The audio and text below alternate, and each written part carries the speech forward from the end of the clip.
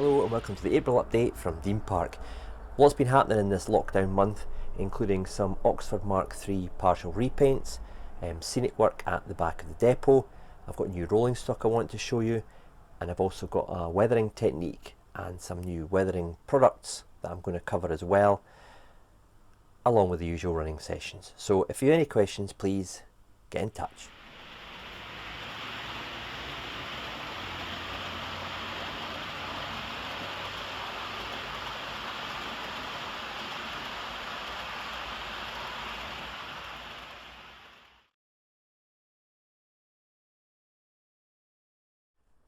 A major project I carried out this month was the repainting or the partial repainting of the Oxford Mark 3A in Intercity Swallow livery. You'll have seen these in the past on my layout. In fact, I did a review way back when they came out, and the link to that is at the top of the screen. And I commented, whilst it was a great coach, the lower body side colour was just all wrong. So it's been on my to-do list for quite some time. Last spring I repainted my ScotRail Mark 3As to correct their incorrect lower colour, and I took it upon myself in the lockdown to tackle the project of partial repainting 7 of these coaches. Now the trains in real life ran with 9 Mark 3As, but to fit it into my station I've gone with the 7 coaches and the DVT at the end. And I can run this behind a 87 or a 90. So I'll take you through some of the bits that I did to achieve this, what I think is a successful repaint.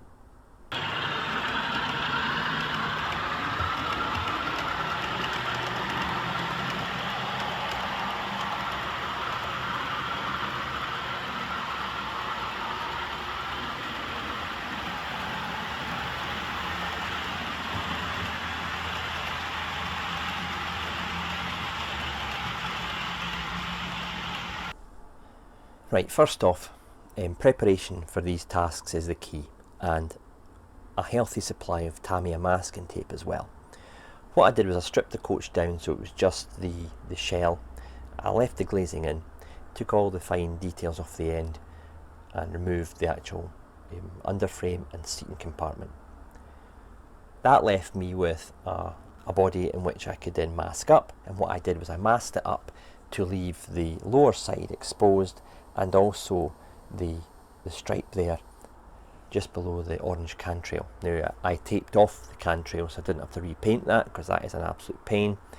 And then I went in with the Rail Match Executive Grey colour scheme, applied a very even and healthy coat of that through an airbrush, obviously thinned it down as well, and left it to dry. Now when you're painting a colour like this, you want to remove the masking tape just after you've painted, so it doesn't have a raggedy edge along the area where the masking tape was. So I did that with the top section here just below the red stripe, and on both sides of this stripe along the top. So that left me a very crisp edge. Okay, once I was happy with that, I masked it up again and gloss varnished the areas, okay, that I just painted. Now why did I gloss varnish? Well, in order to put in transfers, waterslide transfers in this case, successfully, you have to apply them to a gloss surface. This is so when you do fit them and then put a satin top coat on, you don't see the carrier film around about the actual transfer. I've seen a few repaints recently where they've put the transfer on top of a matte painted surface, which is totally wrong if you want to avoid a carrier film being seen. So what I did was I gloss varnished this, again Rail Match gloss varnish through an airbrush. For some reason you don't have to remove the masking tape after varnishing, it must be a finer, thinner coat than the paint. However, I still did, but I didn't really have to in hindsight. Then what I did was I put the decals on, in this case the Intercity Swallow Italic Legend, and the running numbers. So all the coaches have got different running numbers now, which is something which doesn't really bother me but might bother the purist out there. I then masked it up again and then went over the painted areas with a rail match satin varnish, and that is the finishing top coat.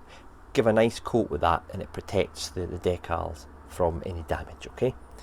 Obviously, being a partial repaint, you've got to be careful when you're handling these. I have found in the past, if I've put masking tape on top of the painted surface and peeled it off too vigorously, it can lift the paint. One way you'd get around that is by priming first. I took advice off a couple of people who do this work for a living, and they said if you put a primer on, the chances are it will leave a thicker edge along where you've actually masked off. If you're doing a full repaint, of course you would prime the whole thing. So I went about and took their advice and just went about it a bit more carefully, and it's given a durable top coat. Okay, so basically what you do is strip the coach down, mask it, paint it in the base colour, remove the masking tape soon after you've done this to avoid a raggedy edge where the masking tape has been.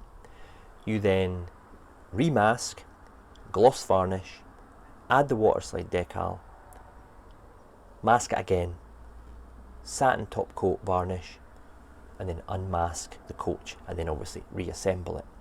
In the case of the Oxford, you've got to be careful you don't break this very fine pipework at the end here. I removed these before I stripped the coach down. I've also fitted the magnetic hunt coupling system, which has brought the coaches so close together to make it realistic. As I've said in the previous videos on the hunt coupling, it's given us the Oxford Mark III that we all wanted, close coupled. The reason that they aren't close coupled without the hunt coupling system is because the actual NEM pocket is quite close to the end of the coach. So the hunt coupling magnetic system brings it right up together and forms a realistic looking train as it goes around the layout. So I hope you found that a bit useful for if you're thinking of embarking on partial repaints of your Oxford Mark IIIs, or indeed any coach. It's about preparation, taking your time, allowing the paint to harden before you do the next stage, and really a lot of masking is required, so don't do this if you have no patience. Because of lockdown, I got this done in about 12 days. Usually it would have taken me double that time. But the result is I've now got a cracking rake of Oxford Mark III coaches in the correct Intercity Executive Grey.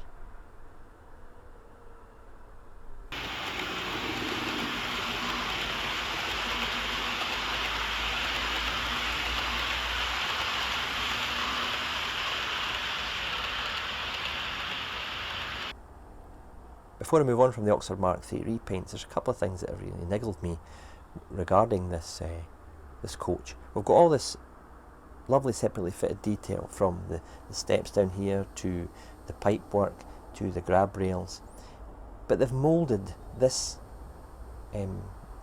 handrail here, which makes repainting or adding the detail afterwards an absolute pain. I do not know why they didn't give this separately fitted detail. I know they've done so much elsewhere.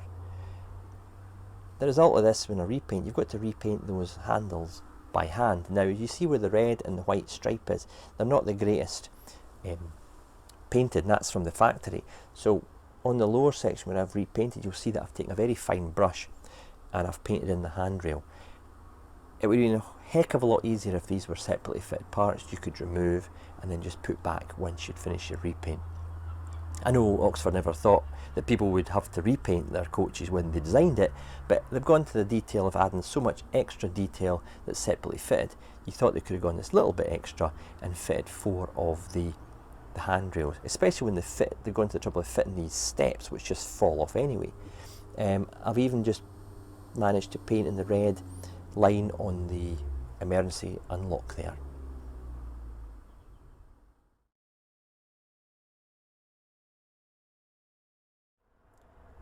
Okay, when I'm installing a fence, what I do is I mark it on the baseboard where I want that fence to be. In this case, it's a straight fence configuration, so I've just taken a pencil and a straight edge and drawn the line on the top of the baseboard. Okay, if you're doing a curved one, you'd obviously draw a curved line with a pencil, and then that will give you the line for the fence.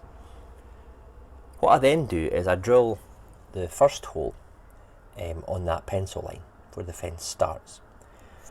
And then what I'll do is I'll mark out the other holes. You can see I've positioned it here that the bottom of the actual posts is on the pencil line. So I would then just press in where I wanted or make a mark where I wanted the rest of the posts to be. I then start, well I do anyway, I drill the two end ones, and once they're okay and I've got the fence, I think yeah that'll fit. I then go and drill the internal ones. One mistake a lot of people make is they drill the holes the exact same size as the actual post. Now if you do that, you have to force it in, and chances of it snapping are increased, and you're never going to get the perfect fit first time, so you have to maybe take it out and then put it back. So what I do is I drill a hole slightly bigger than is required, especially with the internal ones, gives you a bit of movement. Whilst these posts are flexible, they will snap if they're forced. Okay, so that's what I'm going to do. I'm going to drill the 4 holes, and then hopefully that will allow the actual fence posts to just be seated into the holes.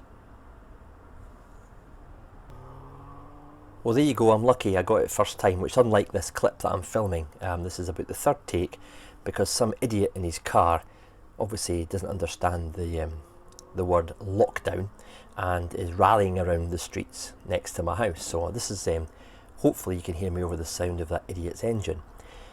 As I say, the fence is now in position. If you do need to adjust the position of the internal holes, just make them a bit bigger and put them in position with a bit of Rocket Rapid, or some PVA will do just as well.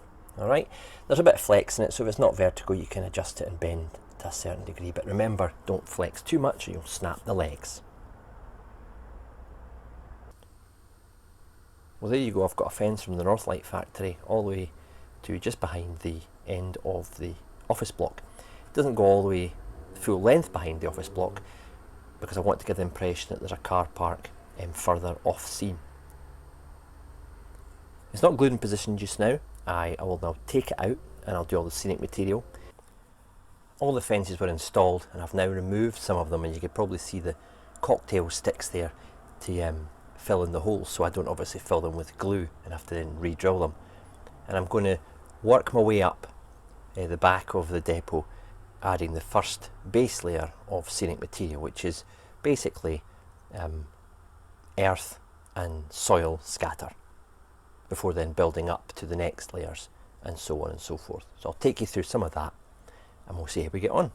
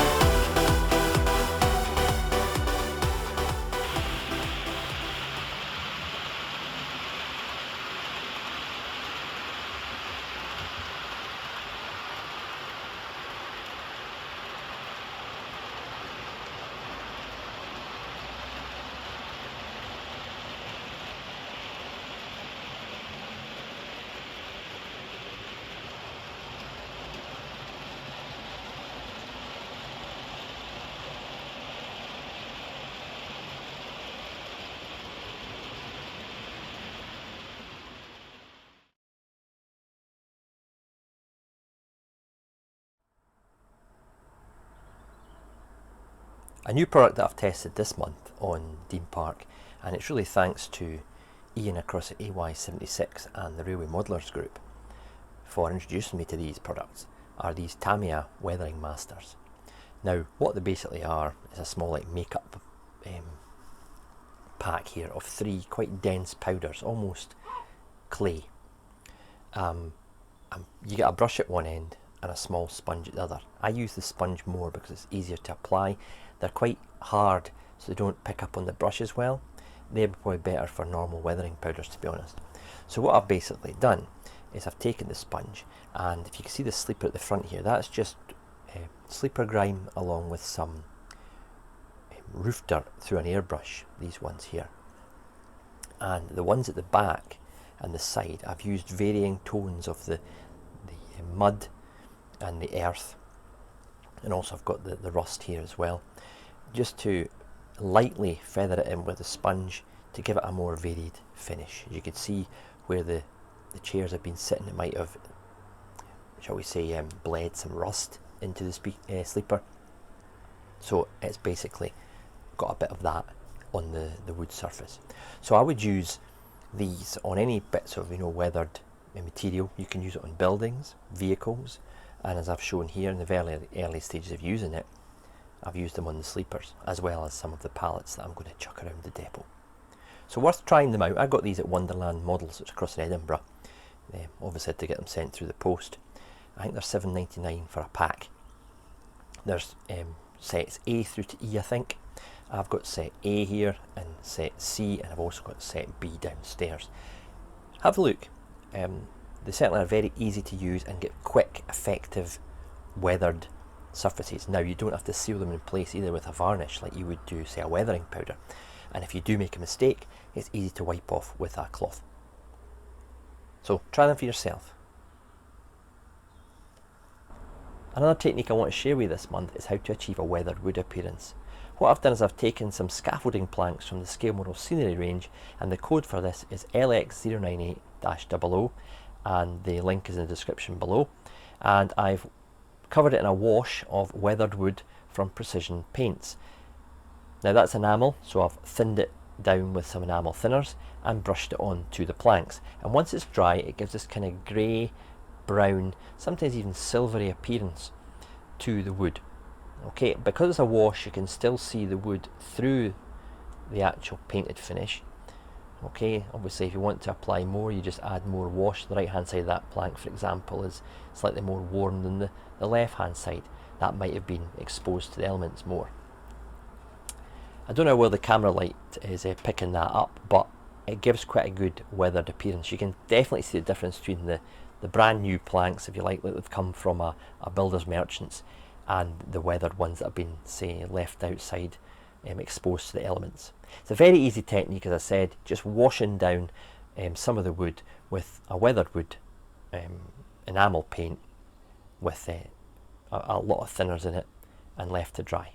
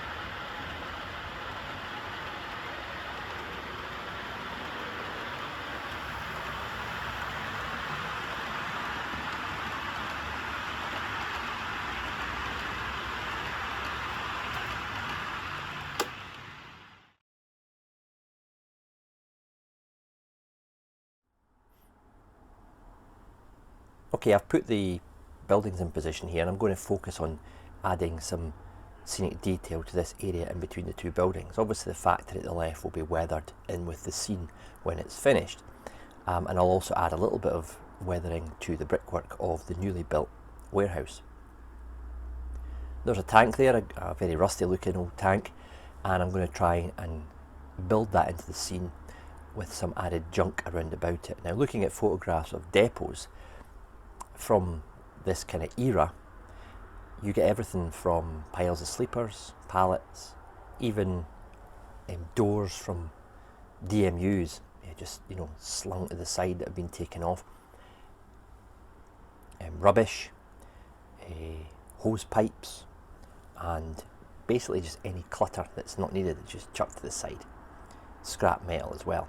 So I'm going to look at building in some scenic material here with the bushes and stuff at the other side of the fence, and forward of the fence some more weeds and the rubbish that I've just highlighted.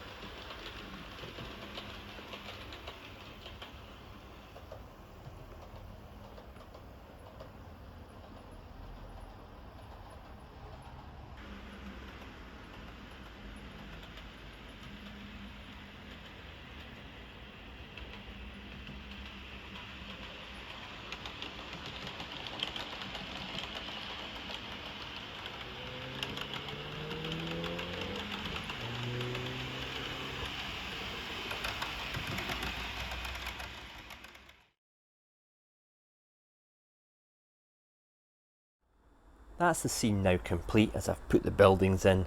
I've got the oil drums, the sleepers, the tank, the ladders against the wall of the warehouse.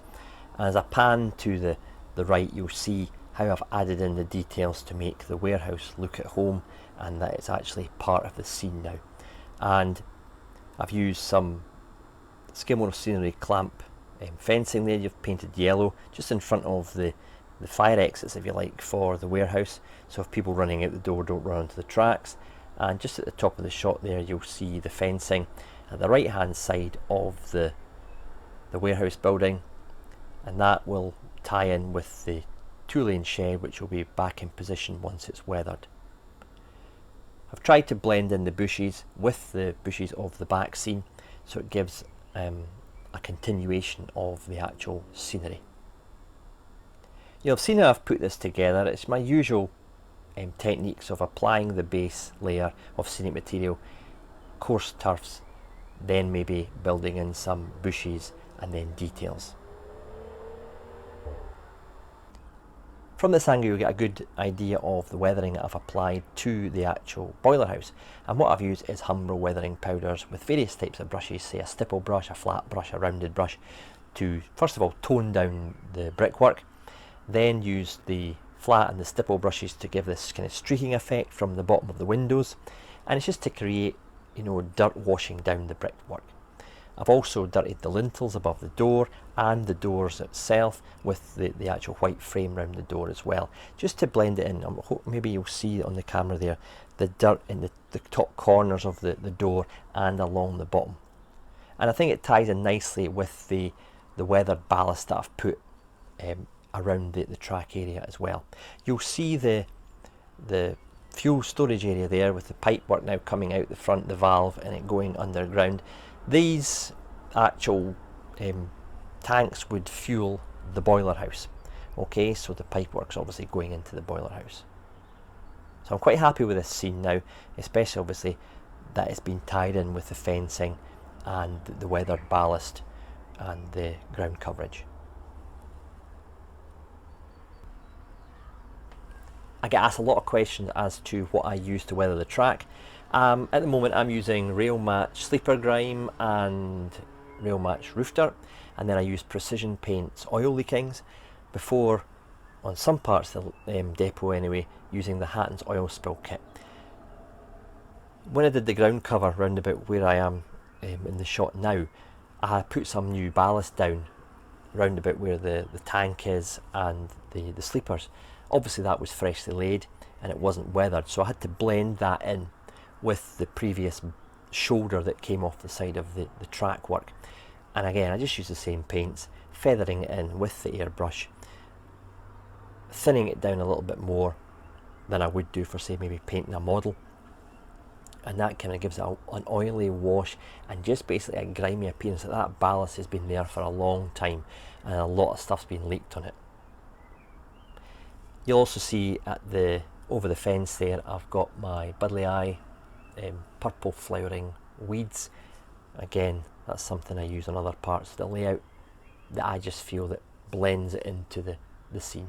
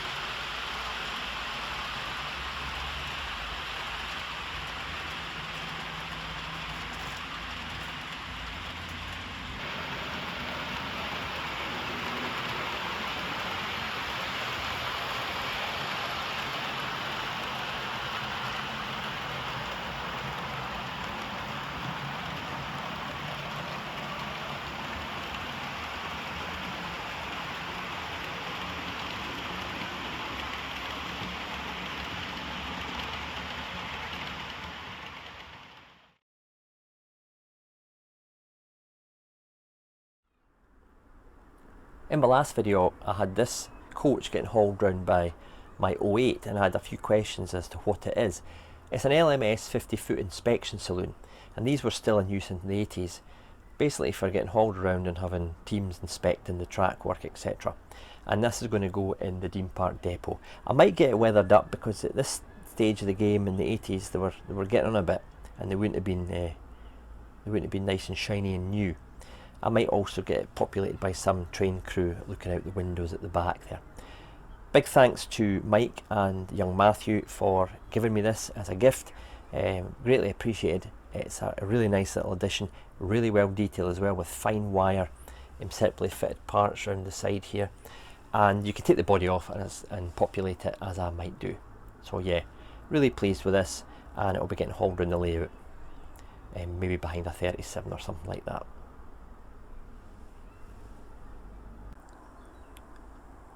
Some more rolling stock I've added to the layout this month are these Bachmann Mark 1 in blue-grey with ScotRail legend, and they are factory weathered with passengers fitted, and the Bachmann code for this is 39-004.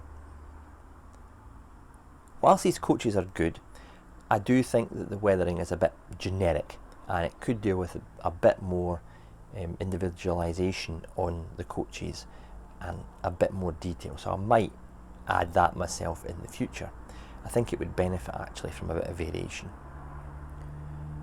This is a twin pack, and it comes with the full length standard corridor, and you've also got this standard brake corridor coach. Now whilst that's good, if you want a full length realistic train, you're going to have to buy more than one twin pack. I've bought two of these twin packs, so I've got 4 coaches, so I've got 2 of these and 2 of these. Now it's not really realistic to run with 2 of these in a rake. It does happen, but not often. However, on the West Highland line they used to run with 2 coaches, possibly 3 behind a class 26 or a class 27. So I'll be able to model this quite realistically by having 2 of the corridor coaches there and 1 of these. So I've got 1 of these spare sitting on a siding. However, if you want a longer train than that, you're going to have to fork out for more of these twin packs just to get the actual full-length passenger saloon coaches you require, and that's a bit of annoying marketing really from Bachmann. I just wish they'd release these coaches as standalones and not twin packs.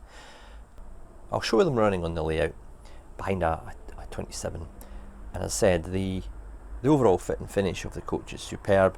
I just feel that the weathering could do a bit of a lift, and getting a longer rake train is going to cost you a fortune. These were on bargain at Rails of Sheffield, so I picked up, as I said, a couple of the twin packs.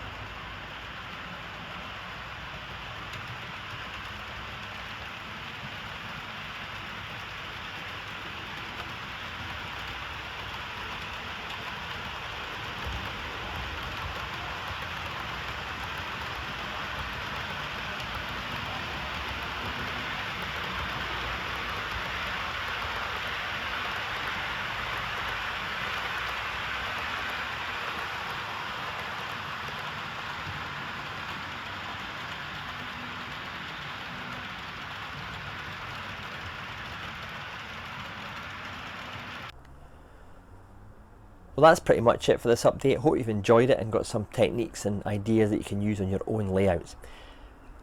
I get asked a lot of questions in between my updates. What are you working on? What are you doing next? Well, what I'm going to be looking at in the next month is revamping this bit of scenery here. This is my very first attempt at static grassing and using ground coverage.